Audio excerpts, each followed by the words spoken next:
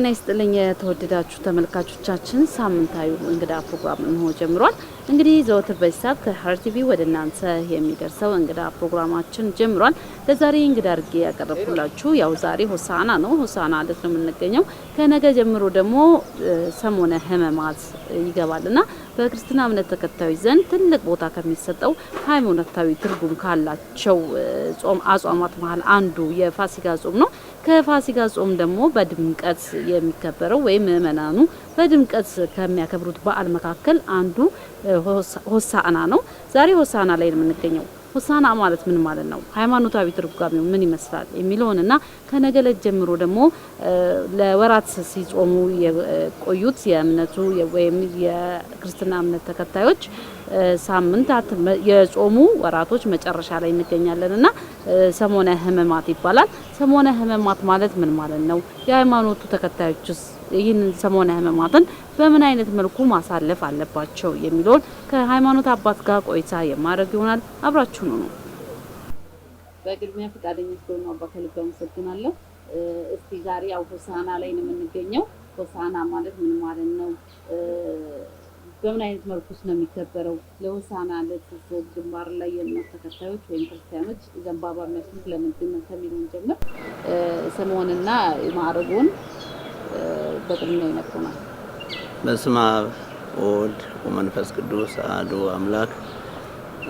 ስሜ ሊቀ ጉባኤ አባ ወልደ ማርያም ተመስገን በኢትዮጵያ ኦርቶዶክስ ተዋሕዶ ቤተክርስቲያን በምስራቅ ሐረርጌ ሀገረ ስብከት በሐረር ከተማ የሐረር መልዕልተ አድባራት ደብረገነት መድኃኔዓለም ቤተክርስቲያን ዋና አስተዳዳሪ ነኝ። ያው ዛሬ ሆሳዕና ነውና እስቲ ከሆሳዕናን ጀምርና ሆሳዕና ማለት ምን ማለት ነው? ሆሳዕና ማለት በዕብራይስጥ ሆሻዕና ይሉታል። ሆሳዕና ማለት መድኃኒት ማለት ነው። ሆሳዕና መድኃኒት ይሄ ከምን የመጣ ነው ሲባል መጽሐፍ ቅዱስ ላይ በማቴዎስ ወንጌል ምዕራፍ 21 ላይ ሙሉ ታሪኩ አለ። ሁሉም ወንጌላት አራት ወንጌላት ወንጌልን የጻፉት ጽፈውታል። ዮሐንስ ወንጌላዊም ጽፎታል። ዮሐንስ ወንጌል ምዕራፍ 12 ቁጥር 12 ላይ ወበሳኒታ ሰብ ብዙኃን ለመጹ ለበዓል ሶበሰሙ ከመ ይመጽእ እግዚእ ኢየሱስ ኢየሩሳሌም ነሱ ጸበርተ ተመርት ዘበቀልት። በማግስቱ ብዙ ሕዝብ ለበዓል ለማክበር ያው በዓለም ያሉ አይሁዶች ባለ ፋሲካን ለማክበር ወደ ኢየሩሳሌም ይሰበሰባሉ በዓመት በዚያን ጊዜ እና በማግስቱ ይላል ጌታ ኢየሱስ ክርስቶስ ወደ ቢታንያ ሄዶ ቢታንያ የምትባል መንደር አለች ኢየሩሳሌም ውስጥ። እዚያ አልዓዛር የሚባል የታመመ ሰው ነበረ። ሞቶ ቀብረውታል። ማርያና ማርታ የሚባሉ እህቶች አሉት። ጌታ በዚያ ሲያልፍ እነሱ ጋር ያርፍ ነበር ከደቀ መዛሙርቱ። እንግዳ ተቀባዮች ነበሩ እና ሞተ። ወደዚያ ሄዶ እሱን አስነሳው። አልዓዛርን አስነስቶት ከዚያም በኋላ በዚያ ሲያልፍ ሰዎች እየወጡ ይከተሉት ነበር። ብዙ ታምራት ያደርግ ነበር ጌታ ኢየሱስ ክርስቶስ። ዝናውም የበለጠ ተሰማ። አልዓዛር ከተቀበረ ከ4 ቀን በኋላ ነው የተነሳው። ያ ዝና ስለተሰማ በማግስቱ ጌታ ኢየሱስ ክርስቶስ ወደ ቤተ መቅደስ እንደሚመጣ ህዝቡ ስለሰሙ እነሱ ጸበርተ ተመርት ዘበቀልት የዘንባባ ዝንጣፊ ይዘው ተቀበሉት ይላል። ከዚያም በኋላ የዘንባባውን ምንድነው ያልሽው ቅድም ከዚህ ጋር የተያያዘ ነው። አዎ ዘንባባ ብቻ አይደለም ቅጠሉን ሁሉ መሬት ላይ እያነጠፉ ወነጸፉ አልባሲሆሙ ልብሳቸውንም አነጠፉት። ከዚያ በፊት ግን ከማንጠፋቸው በፊት ጌታ ኢየሱስ ክርስቶስ ወደዚያ ሲመጣ ሁሉም ወጥተው ወተቀበሉ ወወጽዮሙ እንዘ ይብሉ ሆሳዕና እያሉ ምን ማለት ነው? ቅድም እንዳልነው መድኃኒት ማለት ነው። ቡሩክ ዘይመጽእ በስመ እግዚአብሔር በእግዚአብሔር ስም የሚመጣ የተባረከ ነው እያሉ በመዝሙር 117 ላይ ቅዱስ ዳዊት ቡሩክ ዘይመጽእ በስመ እግዚአብሔር በእግዚአብሔር ስም የሚመጣ የተባረከ ነው ኦ እግዚኦ አድህንሶ ኦ እግዚኦ ሰርህሶ አቤቱ አሁን አድን እያለ ዳዊት ይጮህ ነበረ። ነቢያት በሙሉ ይጮሁ ነበረ። እግዚአብሔርን ከሰማይ እጁን ልኮ እንዲያድናቸው ቃሉን ልኮ፣ ቃሉ እጁ ደግሞ ኢየሱስ ክርስቶስ ነው ከድንግል ማርያም ሰው የሆነው። ያ ትንቢትም ስለነበረ ሁሉ ሕዝብ ወጥቶ ሆሳዕና በእግዚአብሔር ስም የሚመጣ የተባረከ ነው መድኃኒት መጣልን እያሉ እየዘመሩ ወደዚያ ጌታ ኢየሱስ ክርስቶስን ተቀበሉት። ጌታ ወደ ኢየሩሳሌም ከመምጣቱ በፊት አስቀድሞ ወደ ቤተ ፋጌ የሚባል ሰፈር ነበር። ወደዚያ ከደቀ መዛሙርቱ ሁለቱን ልኮ አህያ እንዲያመጡለት አደረገ። ይህም ትንቢት ነበረ። በትንቢተ ዘካርያስ ምዕራፍ 9 ላይ ኢሳይያስም ተናግሯል። ነዋ ንጉሥኪ ጻድቅ ወየዋህ ይመጽእ ዘጽያን ዲበ ድግት ወዲበ እዋላ። የዋህ ጻድቅ እውነተኛ ትሁት የሆነ ንጉሥሽ ኢየሩሳሌም ሆይ በአህያ ተቀምጦ ወደ አንቺ ይመጣል የሚል ትንቢት ቀድሞ ነቢያት ተናግረው ስለነበረ ወደዚያ ሄዳችሁ ፍትሕዎ ወአምጽእዎ ሊተ አህያዋን ፈታችሁ ከነ ውርንጫዋ አምጡልኝ አላቸው። ለምን ነው የሚላችሁ ካለ ጌታ ይፈልጋቸዋል በሉ። በተፈጥሮ ማለት እንስሳትን የፈጠረ ራሱ ጌታ ስለሆነ ዓለማትን የፈጠረ ስለሆነ ለጊዜው ባለቤቱ ግለሰቡ ቢሆንም የፈጠራቸው ግን ጌታ ስለሆነ ያን ጊዜ ይተዋቸዋል አለ። ሰዎችም ሁለቱን ልኮ አምጡና ፈታቸው አምጡ ሲሉ ይዘው መጡ። ይሄም ምሳሌ ያለው አህያ በአህያ የተመሰለ ሰው ነው። ሰው በኃጢአት ታስሮ ነበረ። ሰውን ሁሉ ከኃጢአት እየፈታችሁ ወንጌል እየሰበካችሁ ወደ እግዚአብሔር መንግስት አምጡ ማለት ነው። ሁለት አድርጎ ሐዋርያት እንደላካቸው ለማሳየት ነው። እነዚያ አህዮች ይዘውለት ሲመጡ በውርንጫዋ ተቀምጦ ወደ ቤተ መቅደሱ ወደ ኢየሩሳሌም ሲገባ ልብሳቸውን እያነጠፉ አህያዋን መሬት እንዳትረግጥ ጌታን ስለያዘች ነው። ሰኞ የጠየቃት የለም ያቺ አህያ ጌታ ከሷ ላይ ከወረደ በኋላ እና ጌታ ኢየሱስ ክርስቶስን የያዘ ሰው ሁሉ ክብር እንዳለው ለማጠየቅ ሆሳዕና እያሉ እየዘመሩ ወደ ቤተ መቅደስ ገባ እና ዘንባባ ይዘው እየዘመሩ ስለገቡ ለዚያ ነው። ዘንባባ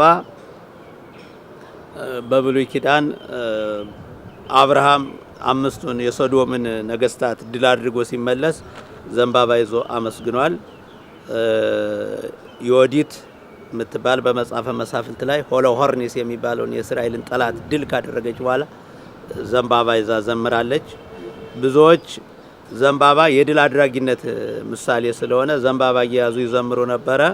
ጌታ ኢየሱስ ክርስቶስም አጋንንትን ድል የሚያደርግ ስለሆነ የሰይጣንን ተንኮል ሁሉ የሚያፈራርስ ስለሆነ ዘንባባ ይዘው እየዘመሩ ወደ ቤተ መቅደስ ገብቷል። ዘንባባ ብዙ ትርጉም አለው። ዘንባባ እሳት ቢያቃጥሉት ግንዱ ይለበለባል እንጂ እሳቱ ወደ ውስጥ መግባት አይችልም። በክርስቶስ የሚያምኑ ክርስቲያኖችም በላይ መከራ ቢበዛባቸው በውስጣቸው ግን ብርቱ እንደሆኑ ይናገራል። ሌላው ዘንባባ እሾህ አለው። እሱም ደግሞ አርብ የእሾህ አክሊል እንደሚያቀዳጁት ለማጠየቅ ዘንባባ ይዘው እየዘመሩ ስለገቡ ዛሬ ኦርቶዶክሳውያን የክርስቶስ ተከታዮች ሆንኛም ዘንባባ ይዘን ሆሳዕና በአርያም እያል እየዘመርን በዓሉን እናከብራለን።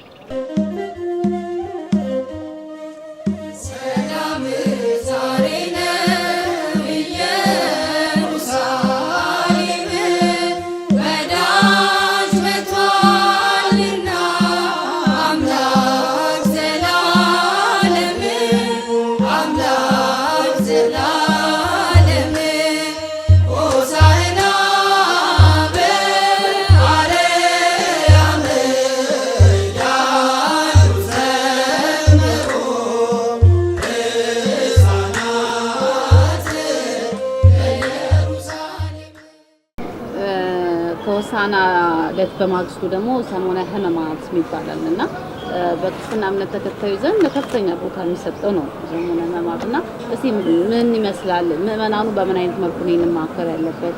በሰሞነ ሕማማት ደግሞ እያንዳንዱ ቀን የራሱ ትርጓሜ ያለው ጌታ ኢየሱስ ክርስቶስ ከሰኞ ዕለት ጀምሮ በቀናቶች ውስጥ የራሱ ተአምራቶችን የራሱ እንትን የተደረገ አለ ሃይማኖታዊ ትርጉም አለና እስኪ ከሰኞን ጀምር።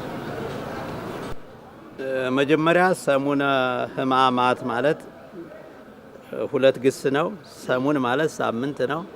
ሕማማት ማለት መከራዎች ሲበዛ ነው። ሕማም የሚለውን ሕማማት ሲያበዛ ሕማማት ይላል። የሕማማት የመከራዎች ሳምንት የጌታ መከራዎች የሚታሰቡበት ሳምንት ማለት ነው። በእነዚህ ከሆሳዕና ማታ ጀምሮ ማለት ነው ከ6 ሰዓት ጀምሮ ብዙ ነገሮች ይቀየራሉ። በቤተ መቅደስ ያለው ታቦቱ ጥቁር ይለብሳል። ካህናት ጥቁር ለብሰው ነው ጸሎት የሚያደርሱት። ከዚያም በኋላ እግዚአብሔር ይፍታ የሚባል ጸሎቱ ይቋረጣል። ያቺ ሳምንት የወሪቷ ምሳሌ ስለሆነች በወሪት እግዚአብሔር ይፍታ ማለት ፍጹም የኃጢአት ስርየት ስላልነበረ ያንን ለማስታወስ ጸሎቱ ሁሉ ይቀየራል። ግብረ ሕማማት የሚባል መጽሐፍ ትልቅ መጽሐፍ አለ፣ ከተለያዩ መጻሕፍት የተሰበሰበ። ያ ብቻ ነው የሚነበበው። ሳምንቱን ሙሉ በስግደት ነው የሚታሰበው። በዚያ መካከል ላይ ደግሞ ማንኛውም በዓል ቢሆን ይሰገዳል። በሌላ ጊዜ አይሰገድም።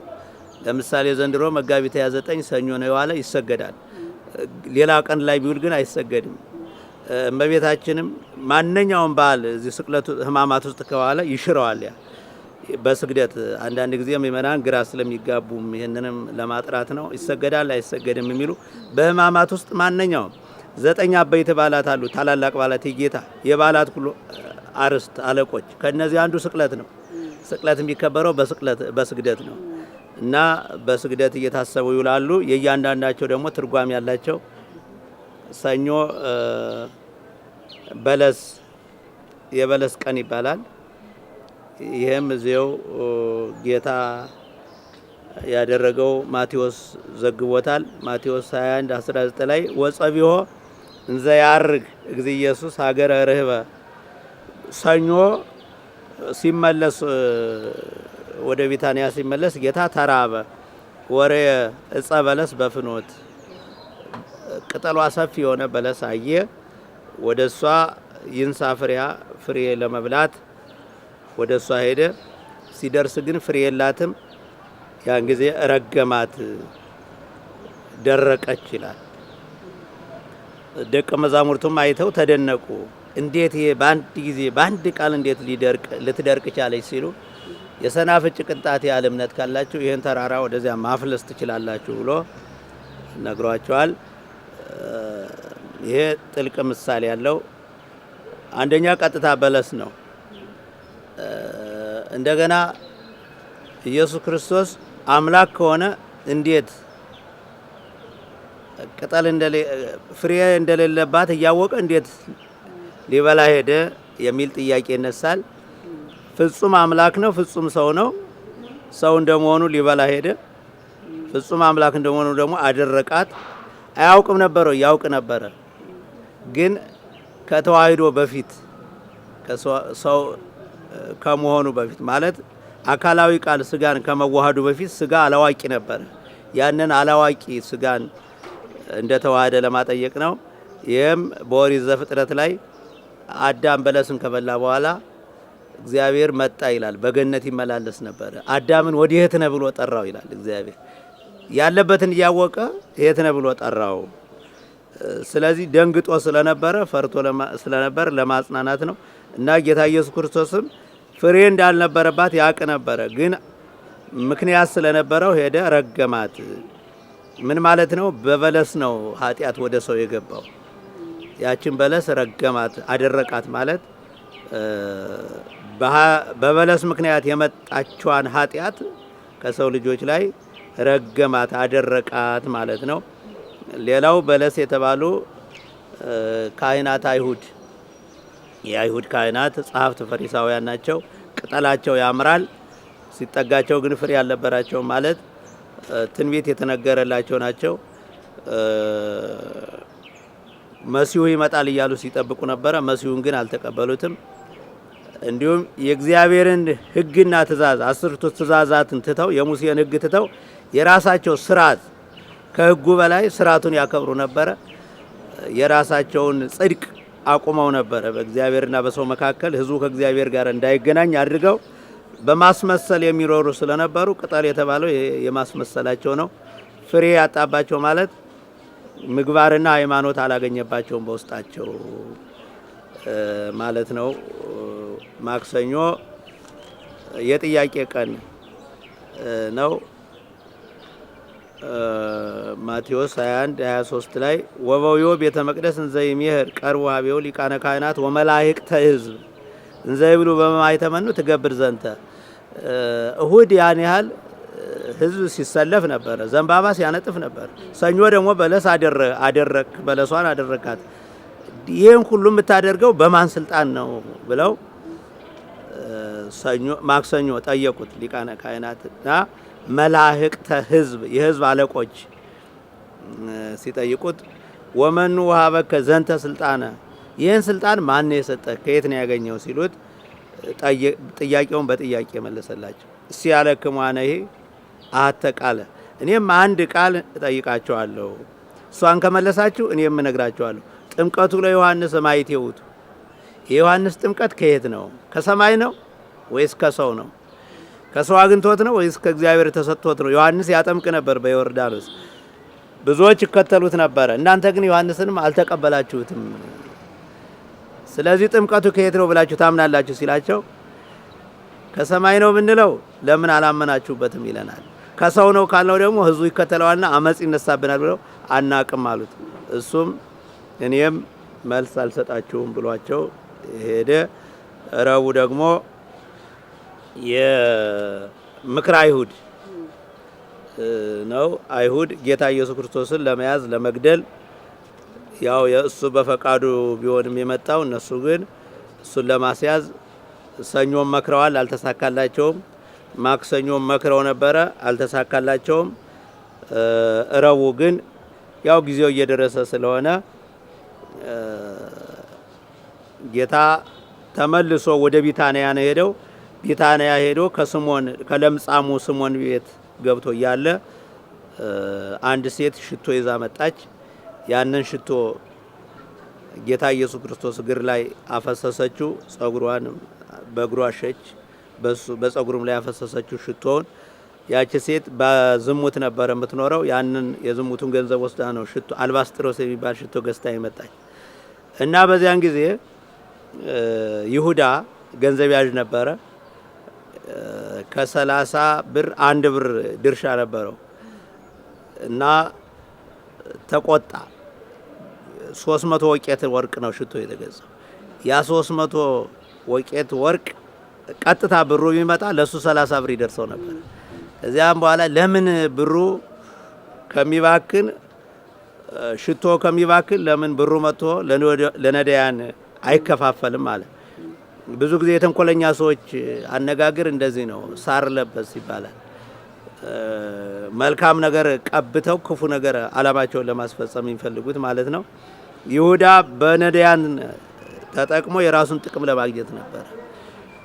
ዛሬም አንዳንድ ሰዎች ነዳያንን እንረዳለን እያሉ ለራስ ጥቅም የሚውሉ አሉ። ከዚህ ከይሁዳ መማር ያስፈልጋል። ከዚያ ጌታም ተዋት፣ አታድክሟት፣ እሷ አደረገች። በቃ ለይለተ ቀበሬ ለቀብሬ ቀን የሚሆነውን ዛሬ ፈጽማለች፣ አታዳክሟት፣ ተዋት አለ። ያን ጊዜ ይሁዳ ወጥቶ ሄደ። ከአይሁድ ጋራ ምን ትሰጡኛላችሁ ክርስቶስ ያለበትን ብጠቁማቸው አላቸው። 30 ብር እንሰጣለን አሉት። ያቺ የቀረችበትን 30 ብር ለማግኘት ከነሱ ጋራ ምክራቸውን ጨረሱ። ይሁዳ አጸናላቸው። ረቡዕ የምክረ አይሁድ ያለቀበት ቀን ነው። ሐሙስ ጸሎተ ሐሙስ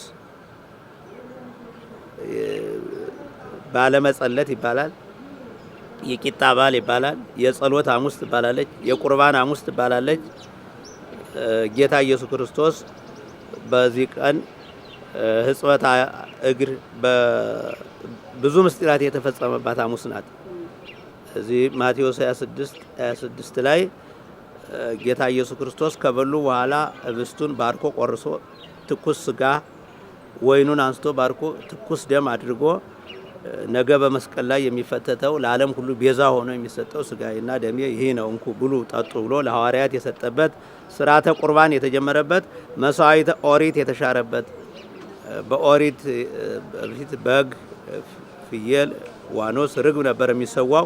ያንን ሽሮ መስዋዕቱ ራሱ ኢየሱስ ክርስቶስ የእግዚአብሔር በግ መሆኑን በህብስትና በወይን አድርጎ ሰጣቸው። ከዚያም ጸሎተ ሐሙስ ማለት የሐዋርያትን እግር አጠበ። ዮሐንስ 13 ላይ ተጽፏል። እንዴት አንተ እኛን ታጥባለህ እንጂ አንተን ማጠብ አለብን ሲለው ጴጥሮስ ጌታ ኢየሱስ ክርስቶስ እሺ በል አንድ ጊዜ ተው፣ እናንተም ይህን እንድታደርጉ መማር አለባችሁ ብሎ ወገቡን በሽርጥ ታጥቆ የሐዋርያትን እግር አጠበ። እናንተም ሄዳችሁ እንዲያድርጉ ብሎ ለሐዋርያት ትእዛዝ ሰጠ። ሕጽበተ እግር ይባላል። ሌላው ጌቴሴማኒ ሄዶ ሲጸልይ ማቴዎስ 26 ቁጥር 36 ላይ በጌቴሴማኒ እየጸለየ እያለ ነው። ከዚያም በኋላ አይሁድ ይሁዳ ይዞ መጥቶ ጌታ ኢየሱስ ክርስቶስ እንዲያዝ ያደረገው ማለት ነው። ሐሙስ ይህን ይመስላል።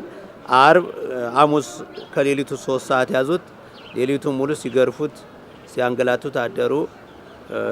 አርብም ከሊቶስጥራ ወደ ቀያፋ ወደ ሊቀ ካህናቱ ከዚያ ወደ ጲላጦስ ከዚያ ወደ ሄሮድስ ሲያንገላቱት ውለው 6666 ጅራፍ ተገርፎ በጲላጦስ ትእዛዝ ከዚያ ያም አላረካቸው ሲሉ ህዝቡን አሳምጸው ወሆክዎሙ ለህዝብ ይላል። ተገርፎ እንዲለቀቅ ነበር ጲላጦስ የፈረደበት። ምን ክፉል ስራ ሰራ? በአፉ በአንደበቱ ሐሰት አልተገኘበትም። ምን አደረገ ሲላቸው ብቻ ይገደል እያሉ ይጮሁ ጀመረ። ጲላጦስ የሚያደርገው ሲያጣ እጁን ታጥቦ እኔ ከዚህ ሰው ደም ንጹህ ነኝ ብሎ ሰጣቸው። 6 ሰዓት ላይ በቀራንዮ ሰቀሉት። ወዲያው ተጠማው አለ። መራራ ሞት አምጥተው አጠጡት። ያንንም ተፋው፣ ጎርጎጭ ብሎ ተፋው ይላል። ኃጢአትን ትፏት ለማለት ነው። ከዚያም በኋላ ነፍሱን ከስጋው 9 ሰዓት ላይ ለየ።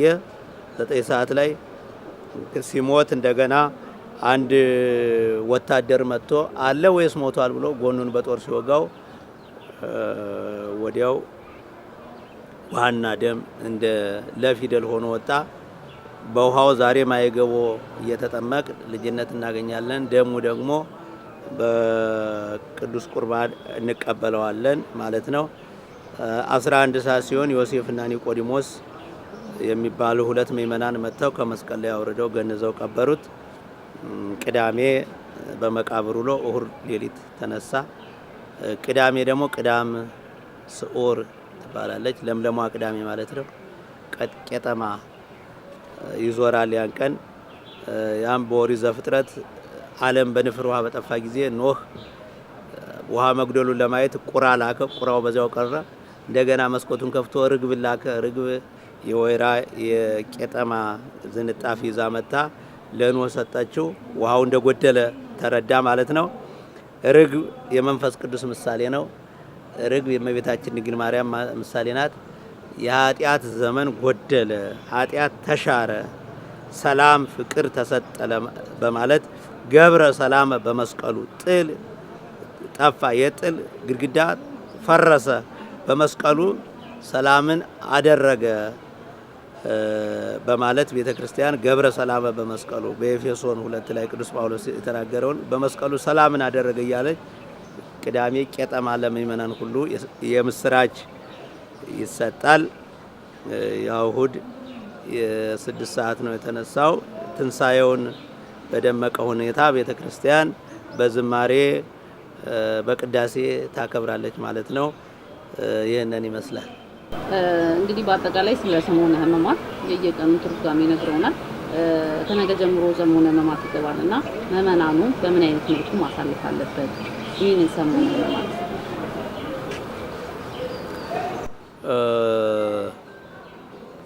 ሰሙነ ሕማማት ፍትሐ ነገሥቱ የሚያዝዘው አለ። ቢቻል ጨውና ደረቅ እንጀራ እየበሉ ይላል። ቢቻል ጨው ደረቅ እንጀራ እየበሉ እስከ ይሰርቅ ኮከብ ይላል። ኮከብ እስኪወጣ ድረስ ማለት እስከ ምሽቱ 1 ሰዓት ድረስ ይጹሙ ይላል። ካልተቻለ ደግሞ እስከ 9 ሰዓት በስግደት በጾም ኪራይ ላይ ሱር የተባለ ነው። ስግደቱም ፍትሐ ነገሥቱ በሚያዘዘው የቻለ የጨው ውሃ ማለት ነው። ጨው ላይ ውሃ ላይ ጨው ይጨመርና ያችን እየነከሩ ደረቅ እንጀራ እየበሉም ይጾማሉ። ሰኞ በልተው ረቡዕ በልተው ሐሙስ በልተው ደግሞ እስከ እሁድ የሚቆዩም አሉ። ይህ ያው አቅም ይጠይቃል። ዝም ብሎ ስለታዘዘ ብቻ ማድረግ ሳይሆን አቅምን አመዛዝኖ ለምን ፍትሐ ነገሥቱም ሚዛናዊ አድርጎ ነው። ጤነኛ ከሆነ ይላል። የታመመ ከሆነ መድኃኒትም የሚወስድ ከሆነ መድኃኒት በሚወስድበት ሰዓት በሽታው ራሱ አንድ ቀን ሆና ስለሆነ ማለት ነው። ያው ስጋ ማድከሚያ ስለሆነ ያንን ምእመናን ዋናው ግን እግዚአብሔር የሚጠላው ክፋትን ነው። ከክፋት ከማስመሰል ወጥቶ ከልማድ ወጥቶ በቃ በዚያች ሳምንት እግዚአብሔርን የምናገለግልበት የክርስቶስን መከራ ክርስቶስ ለኛ የከፈለውን ዋጋ የምናስብበት ሳምንት ስለሆነ የምን ዋጋ ነው የከፈለ ስንል የፍቅር ዋጋ ነው። ፍቅር ነው፣ ራሱ ፍቅር ነው። ከዚህ የበለጠ ፍቅር የለም ነው የሚለው ወንጌሉ ላይ። ነፍሱን ስለሌላ ሰው አሳልፎ ከሚሰጥ በቀር ከዚህ የበለጠ ፍቅር የለም ነው የሚለው እና ያ ክርስቶስ ለኛ የፈሰጠውን ፍቅር እኛ ደግሞ ከመዘግበሩ ለቢጽክሙ ለወንድሞቻችሁ ለወዳጆቻችሁ እንደዚህ አድርጉ ስላለ የተራቡትን በማብላት የተጠሙትን ለነዚያ በመርዳት መጾም ብቻ ትርጉም የለውም። ትርጉም የሚኖረው ቁጠባ እንዳይሆን የምግብ ቁጠባ እንዳይሆን። ለምሳሌ ቁርሳችንን ምሳችንን ከተውን ያ የተውነው ቁርስ ተሰብስቦ ለሌላ ሰው መሰጠት አለበት፣ ለተራበ ሰው መሰጠት አለበት እና በተለይ በዚህ በሰሙነ ሕማማት ያላችንን የቁርሳችንን እንኳን ሰብስበን ለትንሳኤ ምንም ለሌላቸው ሰዎች ማካፈል እንድንችል። ሌላው አክፍሎት የሚባለው ሐሙስ በዚህ በሳምንቱ ቅዳሴ የለም፣ ፍታትም የለም፣ ጸሎተ ፍታትም የለም። እሁድ ነው የሚከናወነው። ሐሙስ ግን ቅዳሴ አለ። ብዙዎች ምእመናን ያን ቀን ስጋ ወደሙ ይቀበላሉ። ከዚያም በኋላ ሐሙስ በልተው ዓርብ አይበሉም፣ ቅዳሜም አይበሉም። እሁድ ሌሊት አክፍሎት ማለት ይሄ ነው።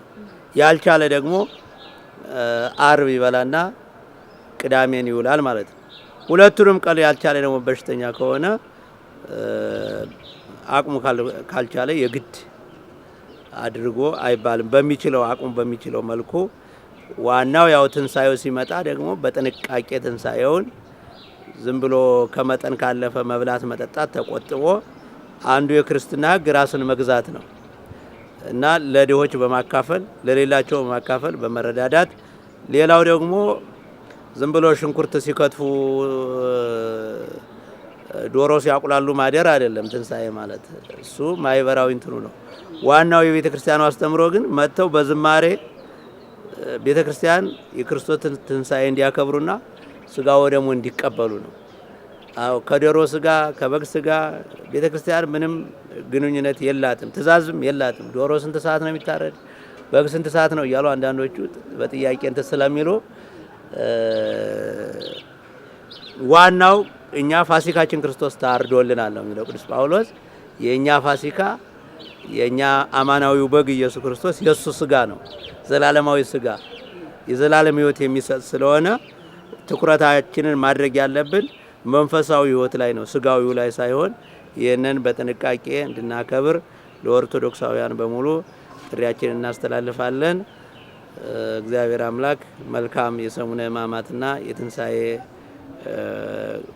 ወራት ያድርግልን። በአንድ ደቂቃ ጀምሮ በሰሙነ ሕማማት ቤተክርስቲያን በራቸው ክፍት ነው። ሁሉም ቤተክርስቲያኖች ቀኑ ሙሉ ክፍት ነው። ምእመናኑ መጥቶ በማንኛውም ሰዓት መስገድ ነው ያለበት። እቺ ነገር ቢሆን ክፍት ብቻ ሳይሆን ሙሉ ንባብ አለ። ቀኑ ሙሉ ከምሽቱ የየሰዓቱ አለው። የሌሊት 11 ሰዓት ንባብ አለ። የጠዋት 1 ሰዓት ንባብ አለ። የ3 ሰዓት ንባብ አለ። ንባብ ብቻ ሳይሆን አለው ስግደትም አለው፣ ዜማም አለው። መምህራኖቹ ካህናቱ እዚያው ነው የሚውሉ። የ6 ሰዓት አለ፣ የ7 ሰዓት አለ፣ የ9 ሰዓት አለ፣ የ11 ሰዓት አለ፣ የምሽቱ 3 ሰዓት አለ፣ የምሽቱ 6 ሰዓት አለ፣ የምሽቱ 9 ሰዓት አለ። ያ ሁሉ ንባብ አለው እና ካህናቱም ምን ያደርጋሉ? የሌሊቱን ወደዚህ አምጥተው እስከ 11 ሰዓት ድረስ ያነቡታል። እስከ ሌሊት 6 ሰዓት ያለውን ከዚያ ደግሞ ሌሊት 11 ሰዓት ይገቡና ከ9 ሰዓት ጀምረው ደግሞ ያለውን በየሰዓቱ በየ3 ሰዓቱ ላይ ስግደት አለ። ኪራይ ላይ ሱን አለ። የያሬድ ዜማ በውስጥ የሚገባ አለ። እንደገና ደግሞ የአባ ጊዮርጊስ ዘጋስጫ የህማማት መልካ ህማማት የሚባል የህማማት ማለት የክርስቶስን መልክ የሚያዘክር ስለ ፈደዩ ከፎኪተ የንተ ሰናይት ውሃን የሰጠህ ነፋሳትን የምታነፍስ ሁሉን የሰጠህ አምላክ ለአንተ ዋጋ የከፈሉ አይሁድ ክፋትን ነው ሰቀሉ ከፎ እንዴት አንተን ሊሰቅሉ ቻሉ የሚል ድንቅ ዜማ ያለው ትርጓሜውም ልዩ የሆነ መልካ ህማማት የሚባል አለ። ያ በውስጥ እየገባ በየሰዓቱ ይሰገዳል። ጸሎት አለ። ክፍት ነው፣ ሙሉ ቀን ክፍት ነው። ንባባትም አሉ። ማንም በተለይ የመንግስት ሰራተኞች ከአርብ ውጭ አርብ ያው ካላንደር ይዘጋል። ከአርብ ውጭ ግን እስከ 6 ሰዓት መስሪያ ቤት ከሆኑ 6 ሰዓት ላይ መጥተው እስከ 8 ሰዓት ሰግደው እንደገና ደግሞ ከዚያ ከመስሪያ ቤት ሲወጡ ደግሞ መጥተው መስገድ ይችላሉ። እናመሰግናለን። ሌላ የሚያስተላልፍ ነገር የሚጨምሩልን ካለ? መልካም የሆሳዕና በዓል ይሁንልን። እናንተንም ሀረሪ ቲቪን እናመሰግናለን። ሀረር የፍቅር የሰላም ከተማ ናት። እግዚአብሔር ይሄንን ጸጋ ያብዛልን። እናመሰግናለን።